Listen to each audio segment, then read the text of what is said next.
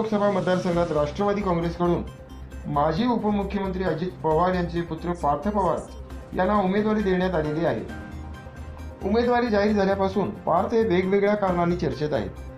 पहिल्याच भाषणात उडालेली धांदल, चर्चेमध्ये जाऊन घेतलेली विवादित पादरीची भेट सर्वांच्याच चर्चेचा विषय बनली। आता बँकांना हजारो कोटींचा चुना लावणाऱ्या मल्ल्याचा जावई पार्थ यांच्या प्रचारात फिरताना दिसत आहे।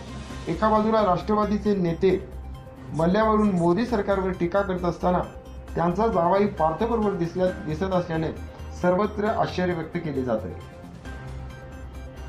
पार्थ यांना उमेदवारी जाहीर झाल्यापासून समर सिंग कायम त्यांच्यासोबत दिसत आहे। एवढंच काय तर पार्थ आणि खुद्द अजित पवार यांच्या सोशल मीडिया स्ट्रेचची जबाबदारी देखील समर सिंग सांभाळत असल्याची माहिती सूत्रांनी यावेळी दिलेली आहे।